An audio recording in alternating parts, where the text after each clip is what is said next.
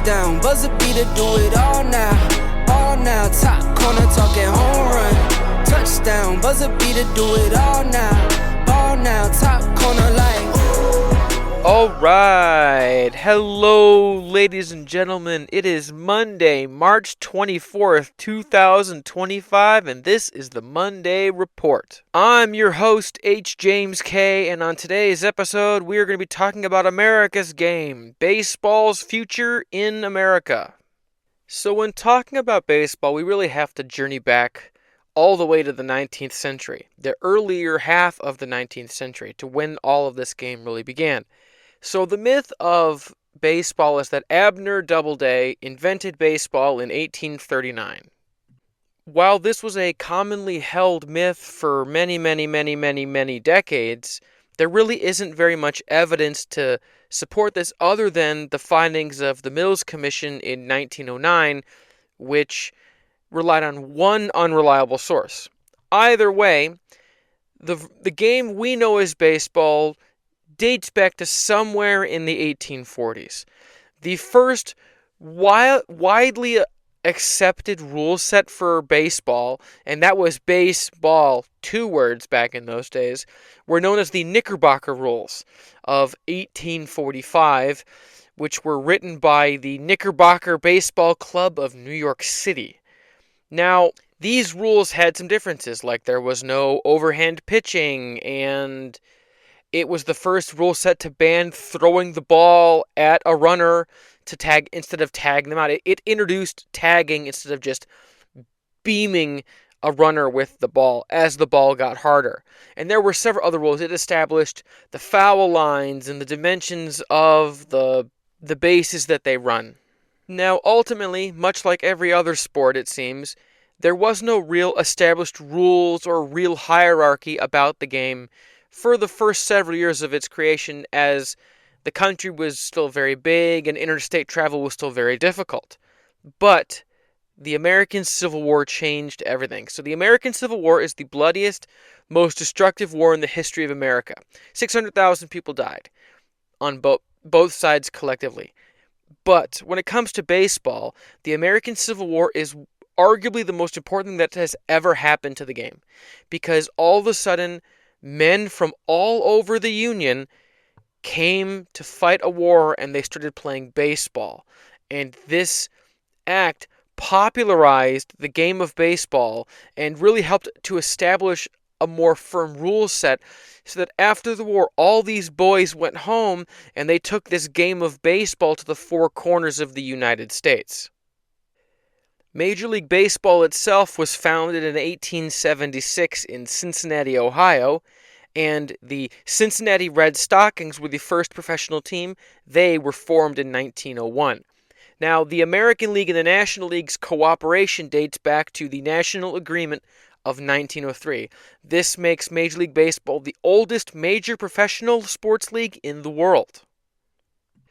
The game of baseball itself really took America by storm in the early 1900s, and its earliest vagabond days, the 1900s, the 10s, 20s, 30s, and 40s, really saw a lot of great players and great teams, and there was a ton of change in the game.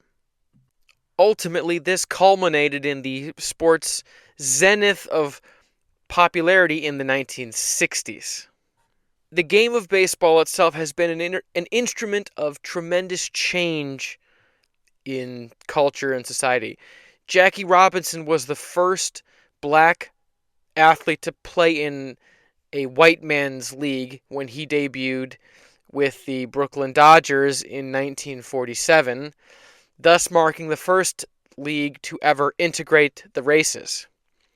And baseball also gave birth to the first women's professional league when the All-American Girls Professional Baseball League, or AAGPBL, was founded in the 1940s as a substitute for men's baseball as the men fought in France and the Pacific during World War II. These 2 huge milestones were massive leaps forward in the world of sports, and they weren't even the total extent of all the changes that have come about because of baseball. For instance, in 1919, following the First World War, a baseball game was the first time ever where the United States national anthem was played before a professional sporting event. Up until that time, that was not a thing. But with the war over and all these people coming back home from the war, there was tremendous patriotic sentiment, and the national anthem was sang before the game. Now, technically at the time, the United States didn't have a truly national anthem, but the Star-Spangled Banner was played in that situation because it was the culturally accepted national anthem of the United States, even if it wasn't technically enshrined that way until 1933. Either way, the tradition of playing the national anthem before sporting events dates back to 1919 when it was done for the first time at a baseball game. Baseball, being America's national pastime, really has carved out a space for it in the traditional American popular culture, and this has never been more apparent than in the world of movies. I've covered sports movies in a previous episode, but when we look at sports movies, the really good ones are about baseball because there is a certain poetry and artistry about the game that lends itself to cinema. One man stands at home plate facing off against one pitcher, and it's a showdown at high noon like the gunslingers of old. And this kind of artistry and pageantry really lends itself for cinema. Because as we've seen, you've got movies like For Love of the Game, Bull Durham, Fields of Dreams, The Natural, Angels in the Outfield, Major League. There are so many great sports movies about baseball because unlike other sports movies, it was made for cinema. Baseball is perfect for cinema. The movie Bull Durham is an excellent examination of what it's like being that player to be named later in the trade deal when you're bringing up a player from the minors. And it's a great movie about what it's like to never make it in the case of Kevin Costner's character in Bull Durham. And it's just an amazing love letter to the game, even as it also points out the flaws in the game with how there are those who just never make it. They play for years and years and years, but they never make the big show. And that's just the way the game is played. And there's something poetic and storybook about that. About those who make it and it's magical, and those who don't make it, but maybe they should have, and the good heroes and the villains and all of these great things that baseball, more than any other sport, gives for movies. Because in football, it's 11 guys on offense, 11 guys on defense. And yes, the quarterback has to do his thing with the ball, but the coach plays a big role. And it isn't just about one man influencing the game. It's a team collective. Hockey is the same way. Basketball is the same way. Racing is a little more like baseball in that it's one man in the machine. But even then, it's much less... much less inviting to general audiences. It's much less accessible to general audiences than baseball is. And even as baseball has lost much of its popularity from its heyday, we still see baseball movies like Moneyball and something like that. And Trouble with the Curve is another great one where Hollywood loves making baseball movies. There's just something about it. Now, I mentioned how there's heroes and villains in baseball, and much like in the movies, there were some villains in baseball. The infamous steroid era of the late 80s through the 90s into the early 2000s, where there was a real hush-hush thing about performance-enhancing drugs in baseball for a long time, and then Jose Canseco, it comes out that he's like the most conspicuous steroid user there is, but then he writes a book that claims that Mark McGwire and Ivan Rodriguez and Jason Giambi and Juan Gonzalez all used PEDs. And while Ivan Rodriguez and Jason Giambi and Juan Gonzalez all initially refuted that, Mark McGwire really chose not to answer, and then it later came out that Mark McGwire and Jason Giambi actually were using steroids. And of course, Congress had to get involved because it's kind of a big scandal. So Congress is calling Curt Schilling to testify because Curt Schilling was a player who was very much against doping and using PEDs, and he had been very vocal about that. And Mark McGwire refuses to answer questions again in front of Congress, which makes him look guilty as sin, where every time they ask him a question, he just says, "I'm not here to talk about the past." And this is an interesting era because at the same time, it's a real black mark on baseball because they're all doping. But it was also baseball's most exciting era ever. Tons of offense, crazy pitching, big bombing home runs. The steroid era was arguably the most fun era in the history of the sport. And there are those who actually say maybe they should let these guys use the steroids again because offense just isn't like that anymore, you know? So it's very interesting. And then obviously you have guys like Barry Bonds, whose entire legacy is tainted by his use of PEDs. And he had a perjury trial, and his trainer was involved, Greg Anderson, and it just kind of spiraled out of control. And now anytime you talk about Barry Bonds, yes, he's one of the best home run hitters of all time, but, well, he used PEDs, so there's a little bit of an asterisk. There's a black mark on his record. And while, yes, we're talking about villains, we also have to talk about heroes because baseball as a sport gave America its first real larger-than-life pop culture heroes. You had guys like Babe Ruth, Jackie Robinson, Hank Aaron, Sandy Koufax, Willie Mays, Pete Rose, Reggie Jackson, Nolan Ryan, Mickey Mantle, Yogi Berra, Joe DiMaggio, Lou Gehrig, Cal Ripken Jr., Randy Johnson, Poppy Ortiz, Derek Jeter. You had all these great players over the last century plus of baseball who transcended the game, who were bigger than the game. Babe Ruth is the great Bambino. Everyone knows when you're up to bat and you're pointing towards the outfield, that's Babe Ruth. And Jackie Robinson's number is retired league-wide. And all of these great moments with all these players and all of this, it just gave America heroes in sports that maybe wasn't really a thing. Like, yes, there were guys like Jack Johnson, the African-American heavyweight boxer, but it wasn't what baseball players would become, where much like Jordan and guys like that, where they were just bigger than the game. People, even who didn't follow the game, knew who guys like Babe Ruth were, and Reggie Jackson, and Joe DiMaggio, and Lou Gehrig, and all these other great players.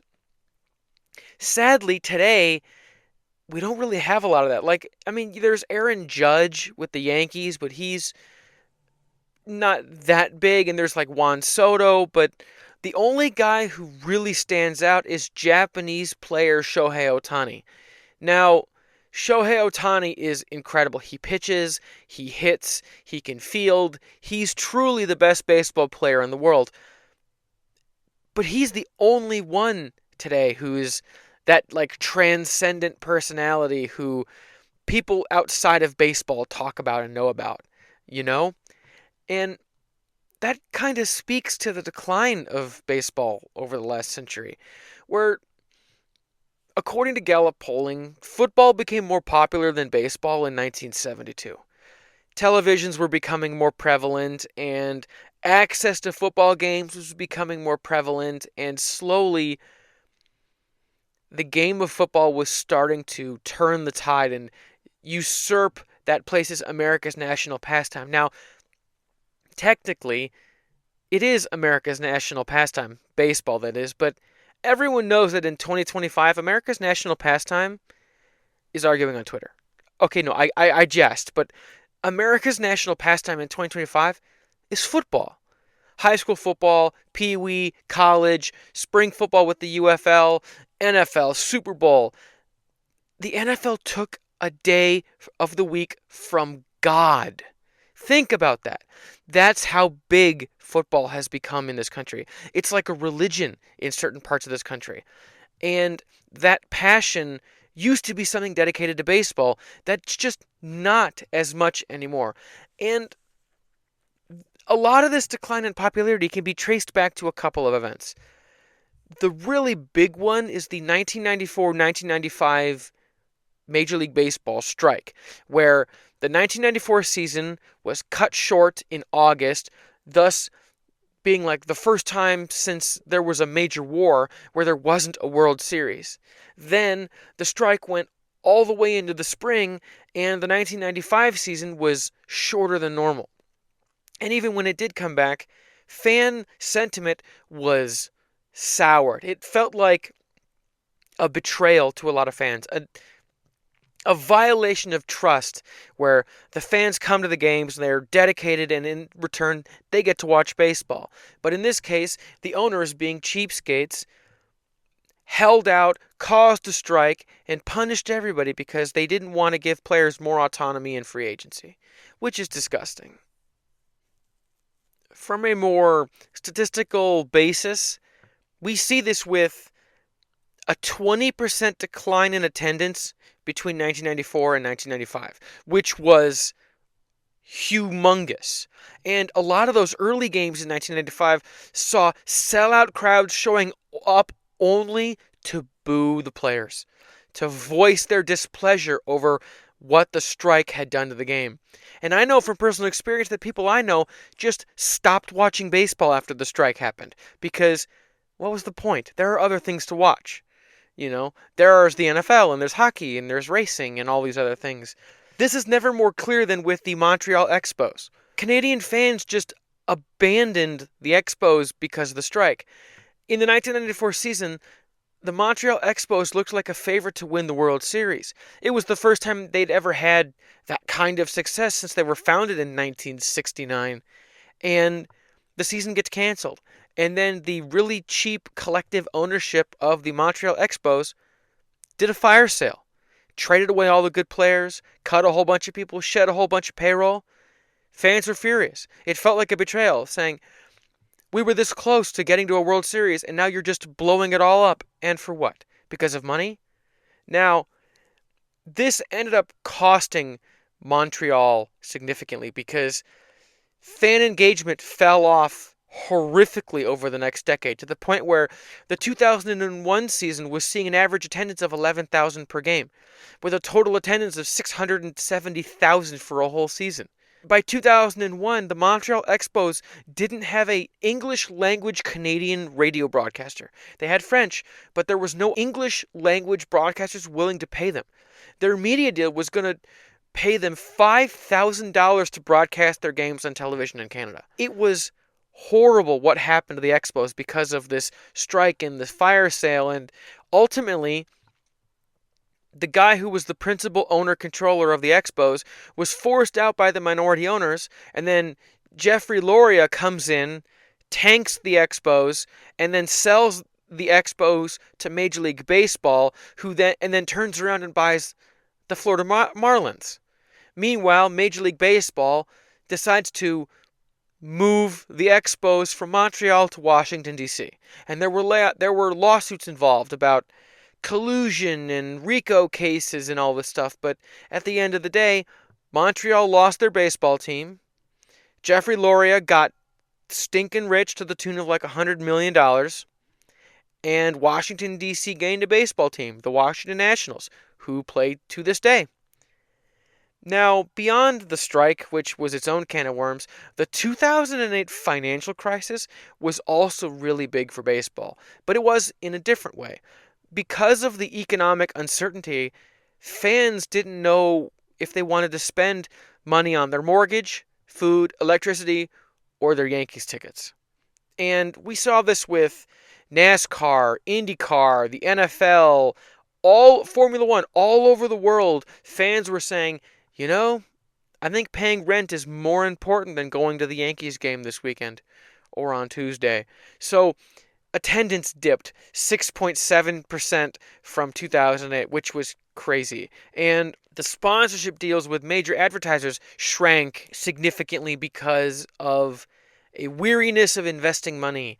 And ownership and all these different teams didn't want to give up crazy huge contracts to players because the economy is crazy. We can't do that. We can't spend that kind of money.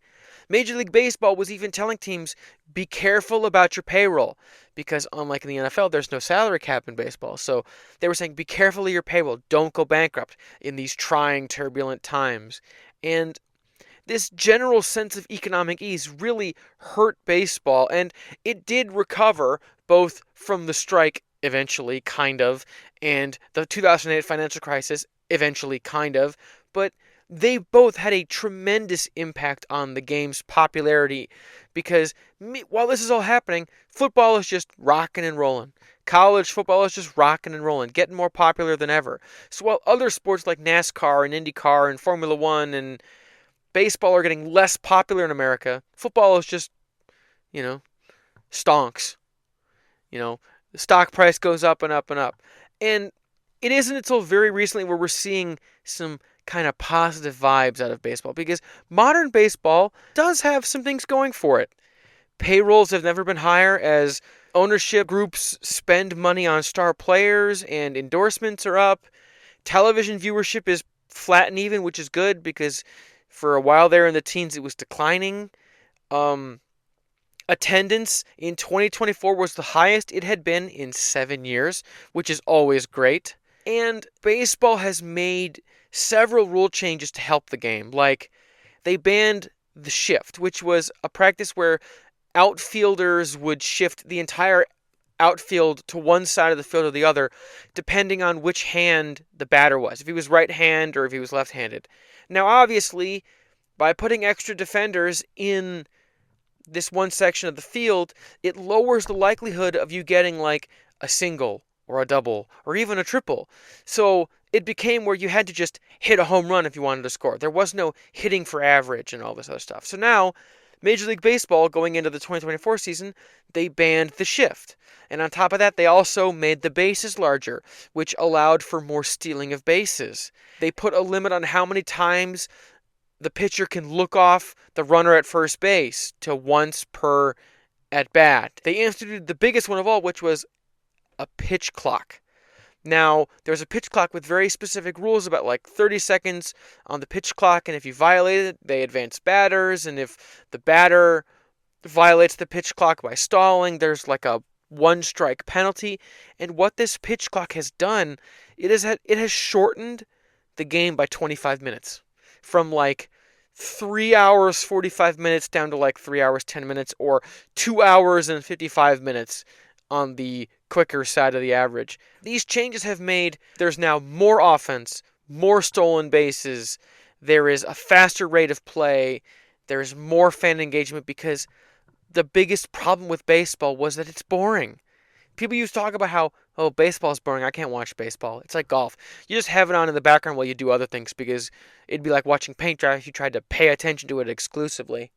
All of these changes have baseball going in a good direction. Now, baseball will never overtake football in America. It'll never happen.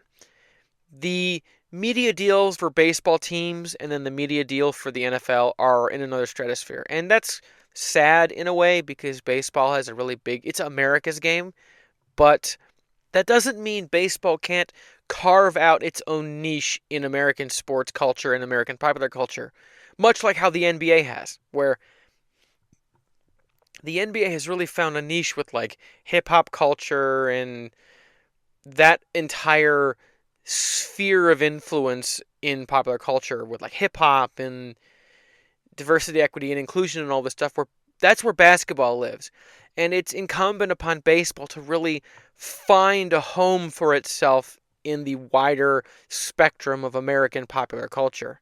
Now, whether that's chest-thumping, patriotism, rah-rah, get her done, make America great again politics, or if that's a total abdication of politics or an embracing of the cheese factor and arbitrary rules, that remains to be seen. But baseball is finding its home in modern 2020s popular culture, albeit diminished from what it was. But at the end of the day, in October, everyone still remembers why they love baseball. Because the month of October belongs to baseball. Simple as that. And I'm glad that won't be changing anytime soon. Alright, that'll do it for this episode. So, I've also got another episode coming out today, which will be a review of the Chinese Grand Prix. I want to thank all of you for tuning in to this one. Thank you all for finding me on YouTube. I know it's really hard to find my podcast, so if you're watching on YouTube, like, comment, subscribe, hit the bell icon, do all the things, tell your friends. And if you're listening to me on Spotify or Apple Music or wherever podcasts are available, consider giving a like or leaving a review if you're able. Either way, I love that all of you are paying attention and you're tuning in and listening to me ramble on about baseball for 26 or so minutes or whatever this ends up being. So, obviously, the next episode is going to be a review of the Chinese Grand Prix. Now, next week's episode, I have written down in my schedule of all my episodes the need for spring football, but I haven't decided if I'm going to do a kind of expose on spring football and the United Football League and the XFL, the USFL, and all this other stuff. I haven't really decided. I probably will because I like football, but stay tuned. It'll be interesting to see what we do with that. So, my name is H. James K. Thank you all for tuning in. Until next time.